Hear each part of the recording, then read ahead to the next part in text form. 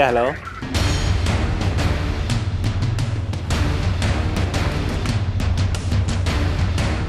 Anda bertindak sebagai?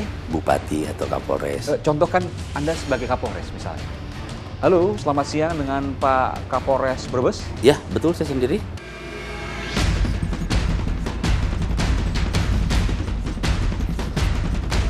Jadi total dari 2005 sampai 2015, 10 tahun, ada berapa puluh jaringan?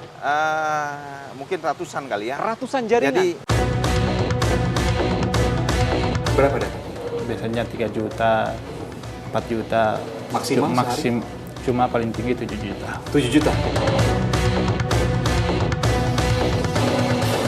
Negara wajib atau perlu hadir untuk mengedukasi masyarakat, menciptakan sistem. Hal-hal yang sifatnya membodohi atau pembodohan harus dibuang.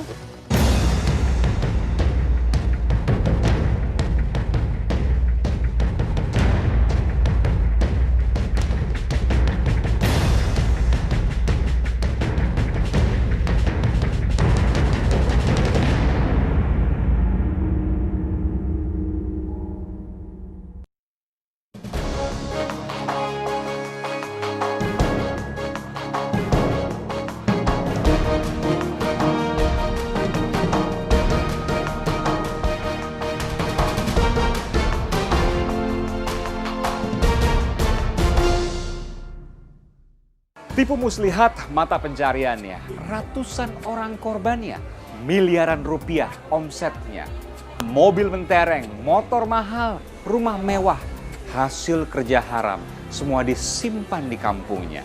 Aksinya pun akhirnya terhenti, tapi ia tak seorang diri, ada banyak kawanannya yang ikut digelandang polisi. Tak hanya 4 tahun penjara, ancaman dimiskinkan juga dihadapinya. Bagaimana kisah sesungguhnya? Saya cari tahu tentangnya agar kita tak mudah diperdaya. Karena bisa jadi masih banyak yang lain yang berkeliaran dan akan mengganggu kita. Saudara saya Aiman, saya ajak Anda untuk menyaksikan Miliaran Pulsa Mama. Modus penipuan via telepon seluler memang tengah merajalela. Berbagai cara pun dilakukan agar dapat mengelabui korbannya. Mulai dari mama minta pulsa, meminta transfer ke bank tertentu, hingga bersandiwara seolah sanak saudara korban mengalami kecelakaan. Lengah sedikit, harta dapat terkuras habis. Tak main-main, pendapatan para penipu ini dapat mencapai puluhan juta rupiah per harinya. Hidup bergelimang harta dari bisnis haramnya. 12 November lalu, tim Jatan Ras Polda Metro Jaya meringkus 30 tersangka penipuan via telepon seluler. Para tersangka terbagi dalam 2 kelompok. Keduanya sama-sama menjalankan modus mama minta pulsa untuk menjalankan aksinya yang lebih besar. kronologis penangkapan bosnya atau pimpinannya.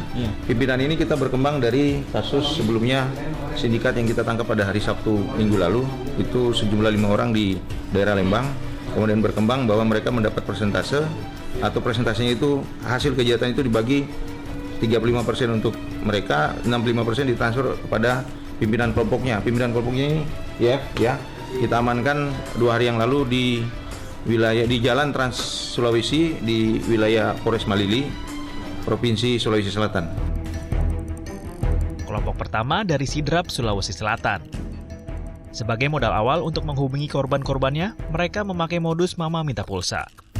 Setelah pulsa mereka terisi, aksi penipuan lain mereka jalani.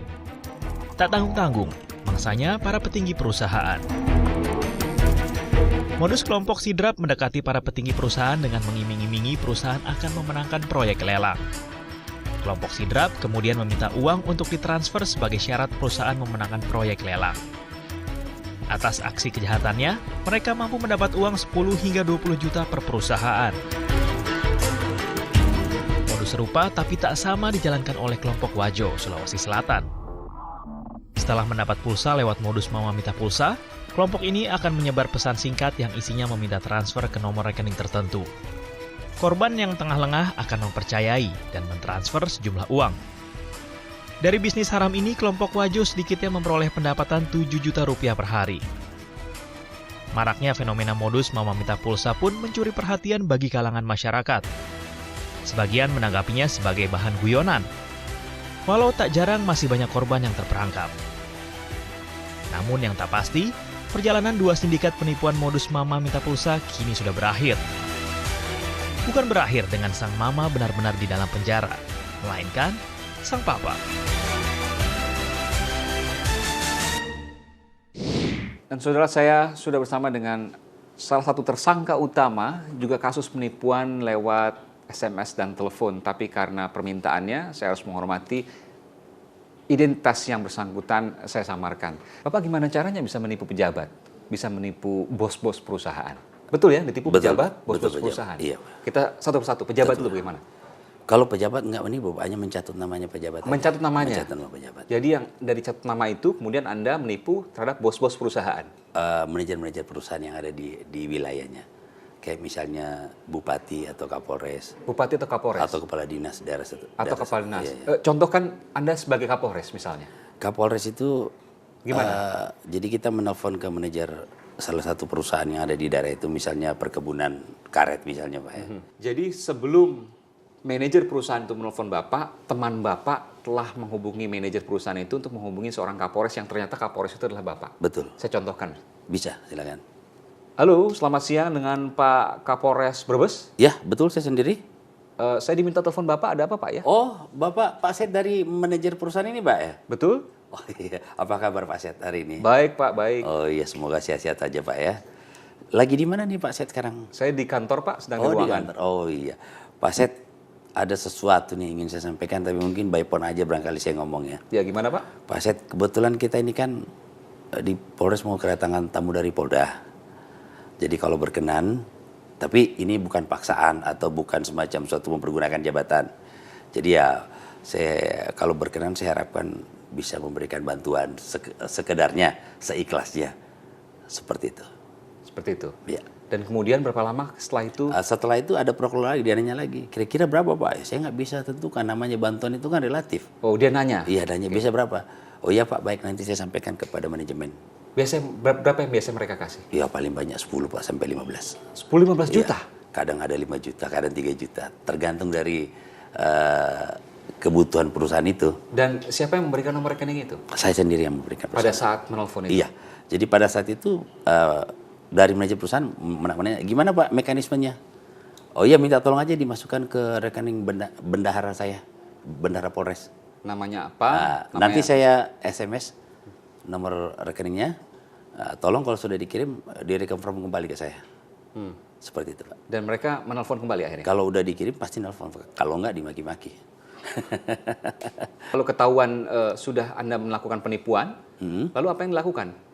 Saya matikan handphone aja Pak. Matikan handphone, Iya, kartu daripada- buang? Kalau sudah transfer kita buang kartu. Oh, setelah ditransfer, Kalau langsung kartu dibuang? iya, kartu dibuang. Tapi kalau belum ditransfer, Ya udah dipakai lagi Pak. Tuh. biasanya perusahaan apa yang ditelepon? Perusahaan jasa konstruksi yang mempunyai grade tinggi. Grade tinggi? Iya, grade. Kenapa dipilih grade tinggi? Supaya uangnya banyak? Karena anggarannya.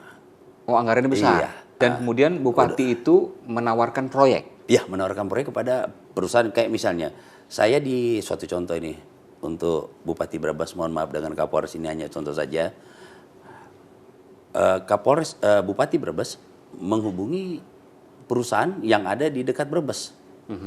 Karena alokasi dana ini hanya untuk pembangunan jalan hot mix untuk di Brebes. Nah, kebetulan di Kabupaten Brebes nggak ada perusahaan yang punya stand cruiser. Saya ingat Pal atau Meca Batu? Ya, Pucah Batu. Apa boleh buat harus mengambil perusahaan lain dari luar Brebes. Jadi seperti itu Pak. Jadi intinya Anda menawarkan proyek ke perusahaan itu? Iya, perusahaan itu. Coba Anda bisa praktekkan? Boleh. Saat perusahaan menelpon Anda, Silakan. saya akan menjadi perusahaan lagi.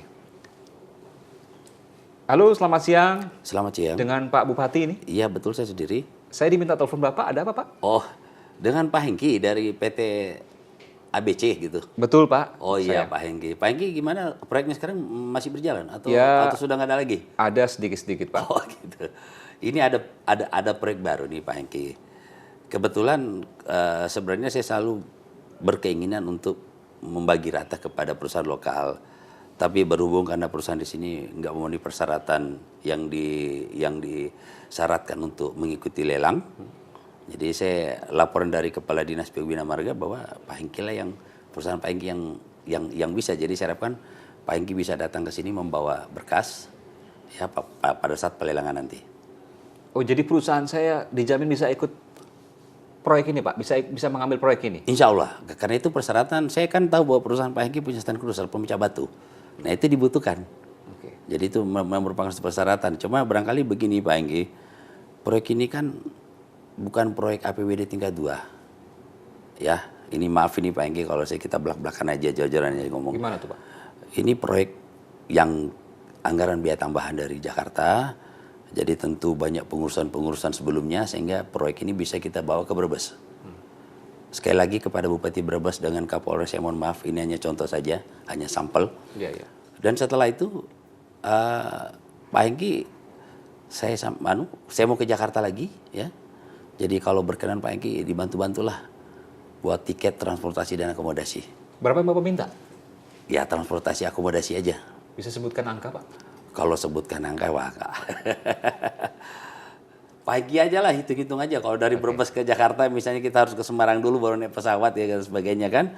Hotel dan sebagainya. Oke. Dan akhirnya mereka memberikan berapa? Biasa 15-20 juta Pak. 15-20 juta? Iya, hanya sekedar ini. Ini Brebes, baik Bupati maupun Kapolresnya hanya contoh ya? Contoh Pak. Tapi saya ingin nanya, biasanya daerah mana yang Anda target perusahaannya itu? Provinsi? Biasa kita banyak ke timur Pak. Ke timur itu kemana? Ke Papua. Papua? Ambon. Ambon? Iya. Perusahaan-perusahaan di daerah sana? Iya, Kalimantan. Dan Anda melakukan operasi dari? Di mana aja kita, misalnya seperti sekarang kan saya lagi di Cipanas, di Cianjur. Jadi, Cianjur, Jawa Barat? Iya, Jawa Barat. Saya bingung juga ya, Anda berada di Jawa Barat, tapi Anda bisa tahu pejabat-pejabat perusahaan di Maluku, di Papua. Dari mana Anda bisa tahu perusahaannya, namanya, segala macam? Itu kan bisa dicari di Google. Jadi hanya klik nama kabupaten, ya kan? Paling nggak muncul situ kabupaten ini, nomor teleponnya sekian, ya kan? Dan nomor telepon sekian itu kita bisa hubungi, kalau nggak kita melalui 108. Jadi Anda melakukan riset yang mendalam terkait dengan Iya, seperti itu. kerjaan haram yang Anda lakukan. Iya. Jadi yang melakukan itu bukan saya, ada anggota-anggota saya. Saya hanya menerima telepon Ada berapa? saja. Ada 3 orang. 3 orang. Jadi Iya. Anda hanya berempat? Hanya berempat. Nggak ada kelompok lain? Banyak kelompok yang kerja gini. Tapi Anda tidak kenal dengan kelompok Iya. itu? Jadi total dari 2005 sampai 2015, 10 tahun. Kalau tadi 1 tahun ada 8 jaringan. Ada berapa puluh jaringan? Mungkin ratusan kali ya. Ratusan jaringan? Jadi